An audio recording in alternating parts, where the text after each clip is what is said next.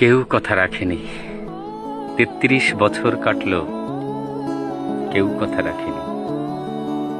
ছেলেবেলায় এক বোষ্টমী তার আগমনী গান হঠাৎ থামিয়ে বলেছিল, শুক্লা দ্বাদশীর দিন অন্তরাটুকু শুনিয়ে যাবে। তারপর কত চন্দ্রভোগ অমাবস্যা এসে চলে গেল, কিন্তু সেই বোষ্টমী আর এলো না। ২৫ বছর প্রতীক্ষায় আছি। মামাবাড়ির মাঝি নাদের আলী বলেছিল, তুমি বড় হও দাদা ঠাকুর, তোমাকে ৩ প্রহরের বিল দেখাতে নিয়ে যাব। সেখানে পদ্ম ফুলের মাথায় সাপ আর ভ্রমর খেলা করে। নাদের আলী, আমি আর কত বড় হব? আমার মাথায় ছাদ ফুঁড়ে আকাশ স্পর্শ করলে তারপর তুমি আমাকে ৩ প্রহরের বিল দেখাতে নিয়ে যাবে। ছেলেবেলায় একটাও রয়্যাল গুলি কিনতে পারিনি। লাঠি লজেন্স দেখিয়ে দেখিয়ে চুষেছে লস্কর বাড়ির ছেলেরা। ভিখিরির মতো চৌধুরীদের গেটে দাঁড়িয়ে দেখেছি ভিতরের রাস উৎসব। অবিরল রঙের ধারার মধ্যে সুবর্ণ কঙ্কন পরা ফর্সা রমণীরা কত আমোদে হেসেছে। আমার দিকে তারা ফিরেও চায়নি। বাবা আমার কাঁধ ছুঁয়ে বলেছিলেন, দেখিস একদিন আমরাও।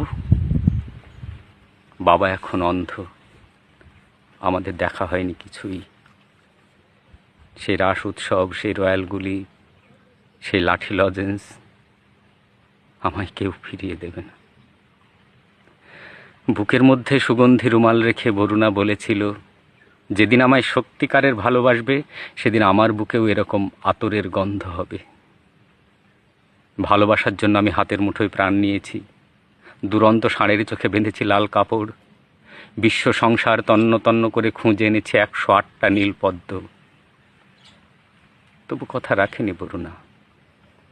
এখন তার বুকে শুধুই মাংসের গন্ধ। এখন সে যে কোনো নারী। কেউ কথা রাখেনি। ৩৩ বছর কাটল, কেউ কথা রাখে না।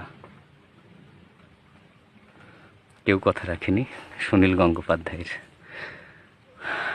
মানে এই কবিতা না জেনে, না পড়ে, না শুনে যৌবন পার করেছে এমন বাঙালি যুবক যুবতী পাওয়া যাবে না। যাই হোক, ভালো থাকবেন সবাই।